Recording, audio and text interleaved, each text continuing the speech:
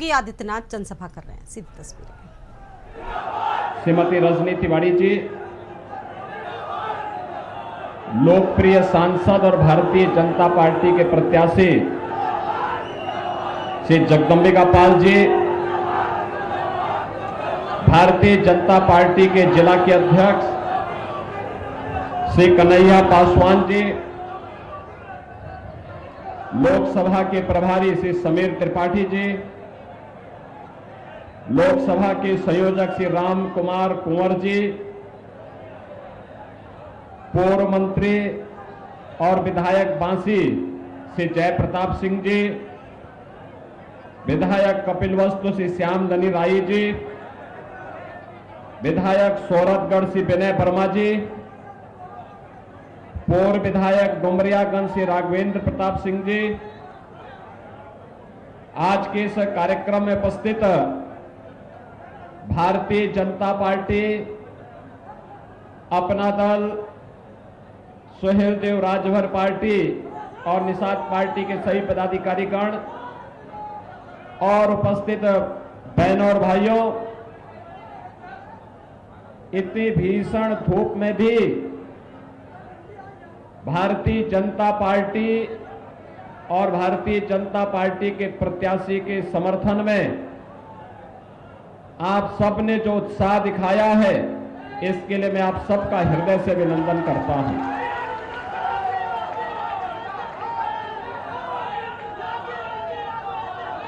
बहनों और भाइयों, लोकसभा चुनाव के 5 चरण संपन्न हुए हैं।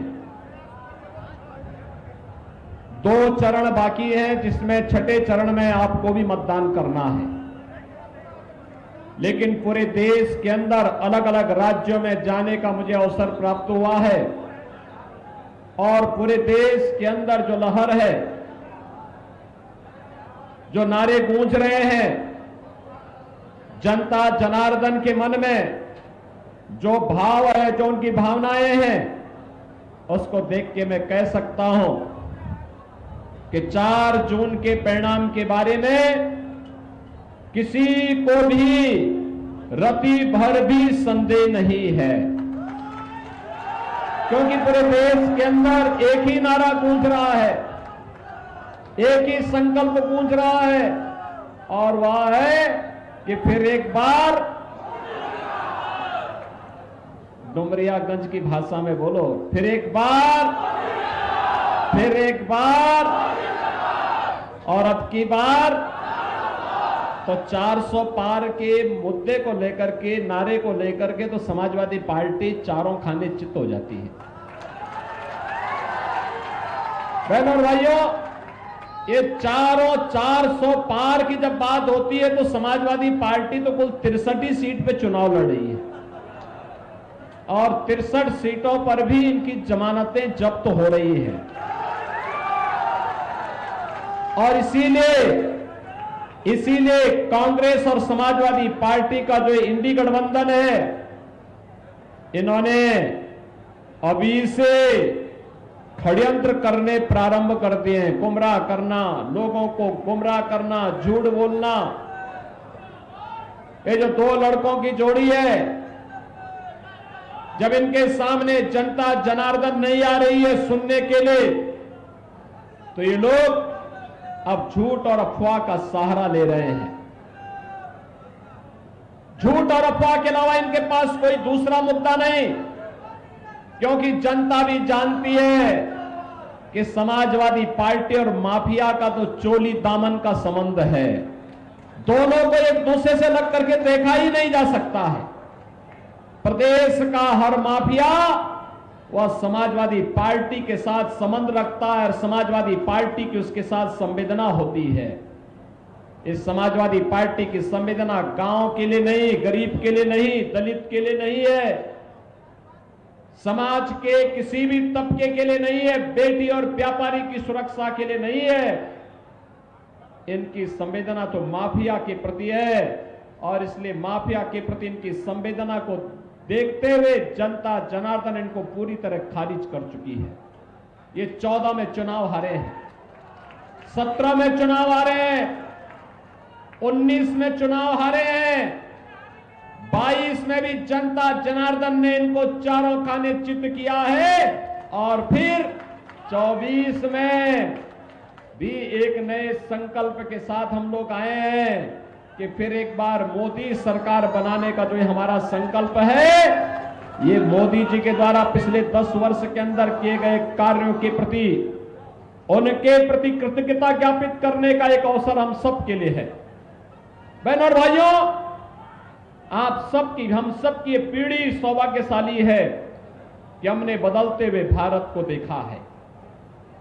हम कह सकते हैं अपनी वर्तमान और भावी पीढ़ी को कि जब भारत आत्मनिर्भर और विकसित भारत की यात्रा को आगे बढ़ा रहा था, तब हमने अपनी आंखों से देखा है और उस यात्रा के हम भी सहभागी रहे हैं। उस यात्रा में हम लोगों ने भी भारत को नए भारत के रूप में स्थापित करने में अपना योगदान दिया है। हम सब कह सकते हैं। आज आप देख रहे होंगे दुनिया के अंदर कोई भारतीय जाता है, उसका सम्मान होता है। भारत का दुनिया के अंदर सम्मान है, सीमाएं सुरक्षित हैं, आतंकवाद और नक्सलवाद का सफाया हुआ है और अब तो पटाखा भी जोर से फटेगा तो पाकिस्तान पहले सफाई देता है, कहता है मेरा हाथ नहीं है।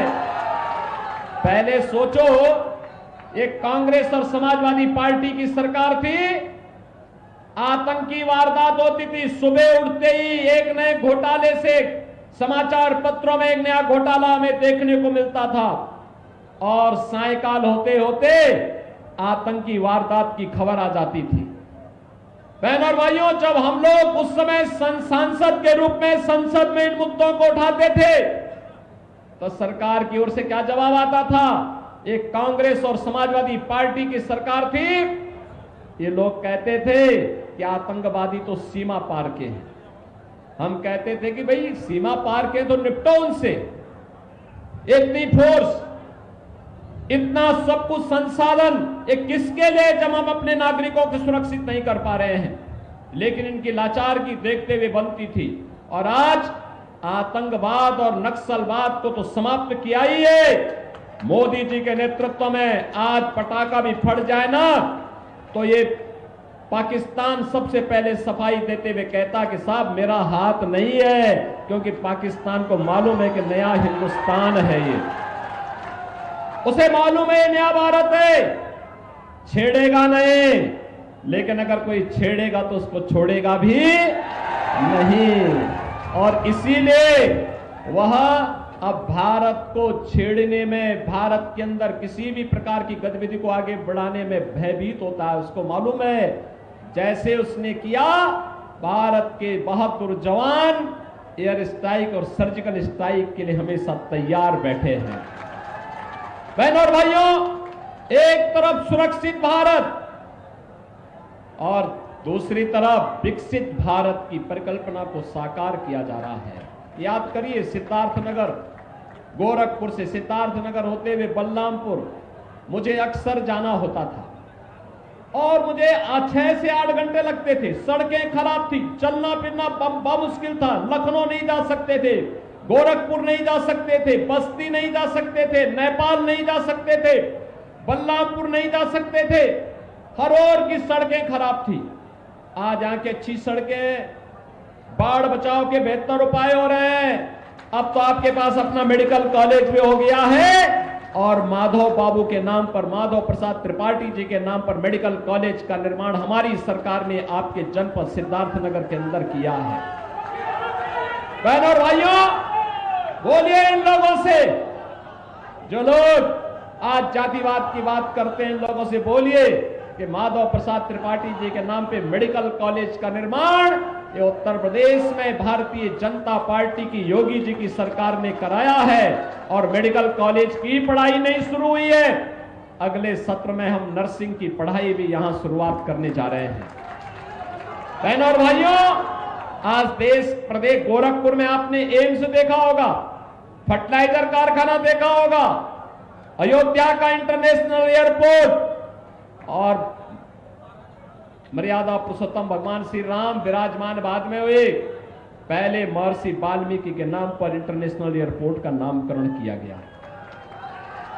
पहले महर्षि वाल्मीकि के नाम पे इंटरनेशनल एयरपोर्ट का नामकरण अयोध्या में किया गया। आज आपके पास अच्छी सड़क है, आपके पास आज बेहतरीन संसाधन है, आज आपके पास मेडिकल कॉलेज है, सामुदायिक स्वास्थ्य केंद्र है, आज आपको फ्री में दवा भी उपलब्ध हो रही है। हर घर नल की योजना और नल पे जल की योजना आज क्रियान्वित होती हुई दिखाई देती है। हर घर को हम शुद्ध पेयजल उपलब्ध करवा रहे हैं। और बहनों और भाइयों, यही नहीं, ये शुद्ध पेयजल और घर घर में शौचालय बनाने के साथ साथ स्वास्थ्य सुविधाओं को बेहतर करने का परिणाम क्या रहा? 2017 के पहले जो मासूम यहां का दम तोड़ता था इंसेफ्लाइटिस से, आज इस बीमारी का भी हमने माफिया की तरह इस बीमारी का भी खात्मा कर दिया है। अब कोई मासूम, कोई गरीब का बच्चा दम नहीं तोड़ेगा चिकित्सा सुविधा के अभाव में, गंदगी के कारण, शुद्ध पेयजल के अभाव के कारण वह दम नहीं तोड़ेगा, बल्कि वह भी आपकी तरह बड़ा होकर के बलराम सिद्धार्थनगर के विकास के लिए, देश प्रदेश के विकास के लिए, देश के विकास में वह भी अपना योगदान देगा। आज IIT बन रहे हैं, IIM बन रहे हैं, IIIT, NIT जैसे संस्थान बन रहे हैं, एम्स बन रहे हैं। उत्तर प्रदेश में 2-2 एम्स बन चुके हैं। लगातार इस प्रक्रिया को आगे बढ़ाया जा रहा है। बहनों और भाइयों, विकास भी है तो गरीब कल्याण भी है। मैं पूछना चाहता हूं, जो लोग हिंदुस्तान में रह करके पाकिस्तान का राग अलापते हैं, मैं उनसे बोलना चाहता हूं, क्यों हिंदुस्तान पे बोझा बने हुए हो? चले जाओ पाकिस्तान में।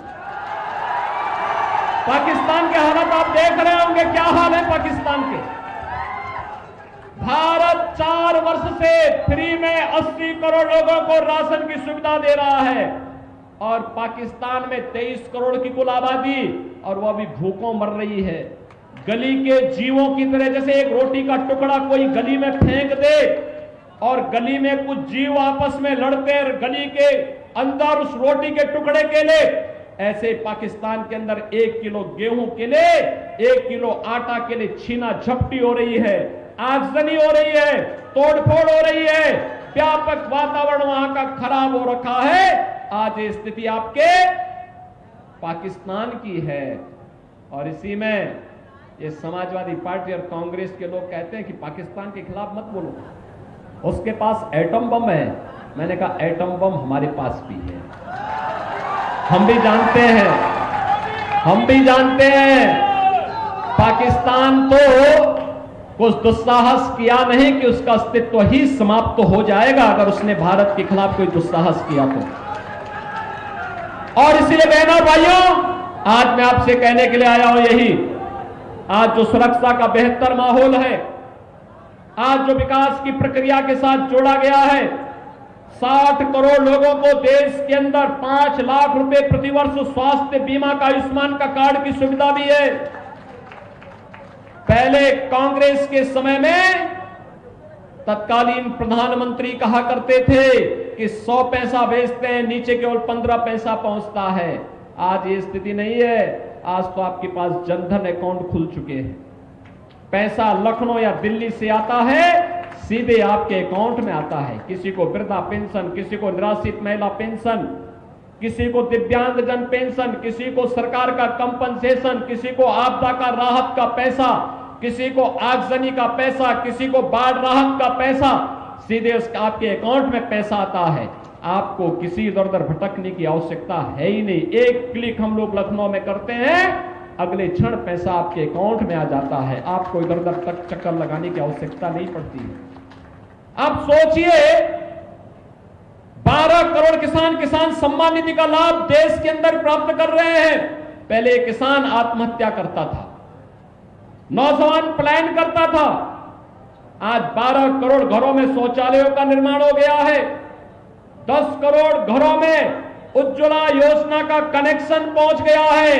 और हमने यूपी में जो व्यवस्था की है कि होली और दीपावली के अवसर पर एक एक भरा हुआ फ्री सिलेंडर उन सभी परिवारों को उपलब्ध करवाने का काम कर रहे हैं और लगातार ये जारी है।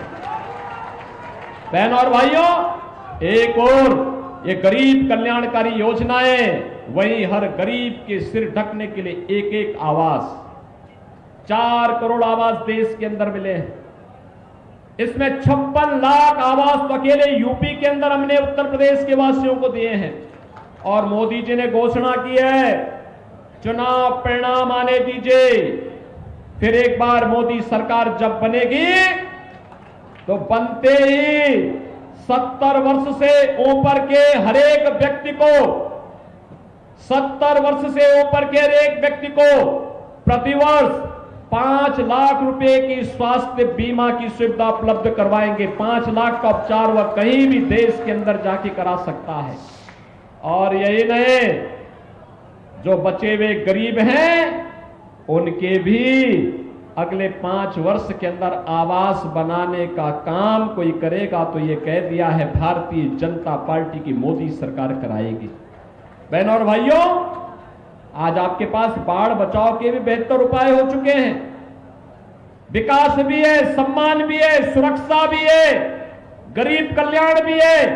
इन सबको आगे बढ़ाने के साथ साथ आज के दिन पर आप में से कितने लोग अयोध्या दर्शन करने के लिए गए हैं? वाह भाई, पूरा सिद्धार्थ नगर ही दर्शन करके आ गया। इधर अयोध्या अब अच्छी लग रही है ना? लग रही है ना? देखो, हमें अवसर मिला तो अयोध्या में रामलला को विराजमान कर दिया। और इस समाजवादी पार्टी के लोग राम भक्तों पर गोली चलाते थे। समाजवादी पार्टी के महासचिव का बयान आपने पढ़ा होगा। क्या कहते हैं? कहते हैं राम मंदिर बेकार बना है। अरे बेकार तुम अपने आप को नहीं कहते हो। राम तो जगत नियंता हैं, परमपिता परमेश्वर हैं, वह तो सृष्टि के रचयिता है। और राम के बगैर हमारा कोई काम नहीं, और जो राम का नहीं वो हमारे किसी। हमें स्पष्ट बोलना चाहिए, जो जनता की आवाज है देश के अंदर, कि जो राम को लाए हैं, जो राम को लाए हैं, हमको यही बोलना है और इसी मुद्दे को लेकर के आगे बढ़ना है। ये राम भक्तों पर गोली चलाते थे। याद करिए, जब ये सपा और कांग्रेस का गठबंधन होता है, कोई अनर्थ जरूर होता है। जब केंद्र में कांग्रेस की सरकार थी, प्रदेश में समाजवादी पार्टी की सरकार थी, तब अयोध्या में राम जन्मभूमि पर आतंकी हमला हुआ था। काशी में संकट मोचन मंदिर पर आतंकी हमला हुआ था। तब अयोध्या, लखनऊ और वाराणसी की कचहरियों पर हमला हुआ था। और अखिलेश यादव जब मुख्यमंत्री बने थे, इन्होंने सबसे पहला काम क्या किया था मालूम है? आतंकवादियों पर दायर मुकदमों को वापस लेने का शर्मनाक काम किया था। और तब न्यायालय ने इनको कहा था कि आतंकवादी छूटेंगे नहीं। शर्म आनी चाहिए सरकार में बैठे हुए लोगों को कि आज आतंकवादियों के मुकदमों को वापस ले रहे हो, कल इनकी पद्म पुरस्कार के लिए सिफारिश करोगे। बहनों और भाइयों, ये लोग आतंकवादियों के आका है, ये माफियाओं के सरपरस्त हैं। और इसीलिए हर अपराधी और माफिया 2017 के पहले जनता का खून चूसता था, गरीबों की जमीनों पर कब्जा करता था, फिरौती वसूली करता था, बेटी की सुरक्षा के लिए खतरे बने हुए थे। और आज जब इन सभी माफियाज को हम लोगों ने उल्टा टांगने का काम किया है, कुछ लोगों की राम नाम सत्य की यात्रा निकल गई है, तो अब समाजवादी पार्टी को पीड़ा होने लगती है। उनको पीड़ा होती है। ये क्या हो रहा है? ये किसी गरीब के साथ इनकी संवेदना नहीं है, किसी दलित के साथ इनकी संवेदना नहीं है, इनकी संवेदना माफिया के प्रति है। अभी आपने देखा होगा, एक दुर्दांत माफिया मरा था। उस माफिया के यहां मातम मनाने के लिए समाजवादी पार्टी के लोग पहुंचे हुए थे। देखा होगा ना आपने। देखो, कोई गरीब के साथ कोई घटना घटित हो जाए, इनकी संवेदना उस गरीब के साथ नहीं होती है। और इसीलिए आज मैं आपसे कहने के लिए आया हूं कि बहनों और भाइयों, हमें माफियाओं के सहयोगी, माफियाओं के सरपरस्त, अपराधियों के संरक्षणदाता, आतंकवादियों के आकाओं को फिर से देश की सत्ता में काबिज नहीं होने देना है। नहीं होने देना है। अगर आप कांग्रेस और समाजवादी पार्टी के मैनिफेस्टो को देखेंगे, एक खतरनाक साजिश है।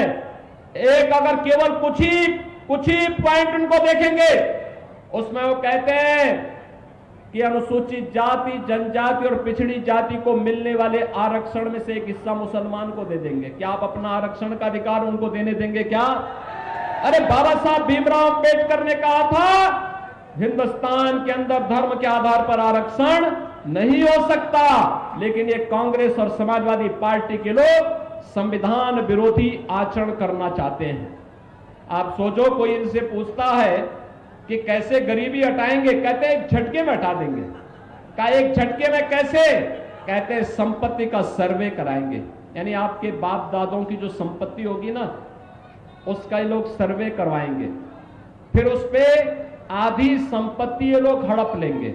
जमीन होगा, मकान होगा, कोई खलिहान की जमीन होगी आपकी, कोई जेवर होंगे, बैंक में पैसा होगा, आपके बाप दादों ने जो कमा के रखा हुआ है उसमें से आधा ये लोग ले लेंगे और फिर उसको ये लोग उन लोगों को देंगे जो पाकिस्तान, बांग्लादेश और अफगानिस्तान से मुसलमान या घुसपैठिए के रूप में आए, रोहिंग्या के रूप में आए, उनको ये देने का काम करेंगे। क्या आप इसको स्वीकार करेंगे? क्या इसको स्वीकार करेंगे? क्या उसको ये कहते हैं वरासत टैक्स।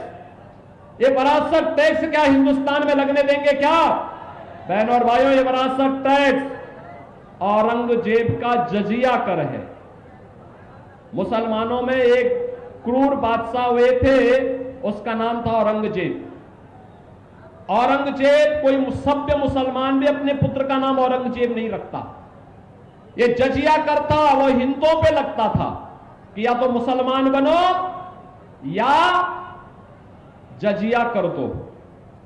और बहनों और भाइयों, जो नहीं देता था उसको सिर कलम कर दिया जाता था। यह काम मुगल काल में होता था और आज हिंदुस्तान के अंदर कांग्रेस और समाजवादी गठबंधन वरासत टैक्स के नाम पर औरंगजेब का यह जजिया कर लगाना चाहता है। और जजिया कर इसलिए लगाना चाहता है जिससे भारत के अंदर आपको दबाया जा सके, आपकी भावनाओं को दबाया जा सके। किस रूप में लोग साजिश करते हैं? मैंने कहा ना, कोई मुसलमान भी अपने पुत्र का नाम औरंगजेब नहीं रखता, क्योंकि औरंगजेब ने अपने भाई की हत्या की थी और अपने बाप को भी जेल में बंद करके पानी के लिए तरसाया था, एक बूंद पानी के लिए तरसाया था। शाहजहांपुर ने, आप खुदा वक्त लाइब्रेरी पटना में जाकर के देखिए, उस लाइब्रेरी में शाहजहां की जीवनी के बारे में आप पढ़ेंगे, आप भी कहेंगे कि कमबख्त ऐसा पुत्र तो न हो तो अच्छा है। शाहजहां कहता है इस बारे में, उसने कहा था इस बारे में, उसने कहा था कि इससे अच्छे तो ये हिंदू हैं, जीते जी अपने बुजुर्गों का सम्मान करते हैं और मरने के बाद श्राद्ध और पितरों का तर्पण करके भी उनको जल देने का काम करते हैं। एक कमबख्त औरंगजेब है, इसने मुझे एक एक बूंद पानी के लिए तरसाया है। बहनों और भाइयों, आज इस क्रूर औरंगजेब की आत्मा इस समाजवादी पार्टी और कांग्रेस के अंदर घुस चुकी है, इसीलिए वरासत टैक्स की बात कर रहा है। क्या आप ये वरासत टैक्स देंगे? क्या हिंदुस्तान देगा? क्या इसको स्वीकार करेगा? क्या? और इसीलिए हम लोग आए हैं। मोदी जी ने कहा है आत्मनिर्भर और विकसित भारत। विकसित आत्मनिर्भर भारत का मतलब हर नौजवान के हाथ को काम, हर किसान की खुशहाली, हर बहन और बेटी की सुरक्षा की पुख्ता व्यवस्था, इस सब के लिए लगातार कार्य करना है। और इसीलिए हम लोग आए हैं। भारतीय जनता पार्टी आज कमल चुनाव चिन्ह के साथ आपके पास आई है। बहनों और भाइयों, जिन माफियाओं को गोरखपुर की जनता ने लात मार करके बाहर किया है, संत कबीर नगर की जनता ने जिन्हें वहां से ठुकरा के भेजा है, सिद्धार्थ नगर, यह तो महात्मा बुद्ध की धरती है, शांति और सौहार्द की धरती है। यहां पे माफिया को फिर से मत पनपने दीजिए। ये माफिया पनपेंगे तो गरीबों की संपत्ति पर कब्जा करेंगे। याद करिए, इसी डुमरियागंज में और इसी कपिलवस्तु में मुझे आंदोलन करने के लिए आना होता था, आंदोलन करते थे हम लोग और तब आपको न्याय मिल पाता था। ऐसी नौबत मत आने देना। ये माफिया किसी के नहीं है, ये तो केवल और केवल स्वार्थ के हैं। किसी भी गरीब की, किसी भी व्यापारी की, किसी की भी संपत्ति कब्जा करके और जबरन बंदूक की नोक पर उसे लिखवाने का काम करेंगे। यद्यपि हम इन माफियाओं को उल्टा टांग करके मिर्च का झोंका लगा करके इनको जीना आराम कर देंगे। लेकिन मैं फिर भी चेतावनी आपको देना चाहता हूं कि माफिया आएंगे फिर गुंडागर्दी करने का प्रयास करेंगे, बेटी और व्यापारी की सुरक्षा के लिए खतरा बनेंगे, यहां पे रंगदारी वसूली करने का प्रयास करेंगे।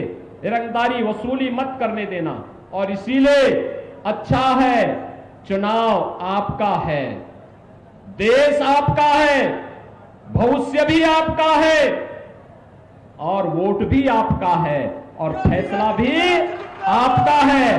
और यह फैसला फिर एक बार मोदी सरकार के लिए होना चाहिए। आप सहमत हैं? जगदंबिका पाल जी चुनाव जीत के जाएंगे? जाएंगे? बहनों और भाइयों, देखिए इस उम्र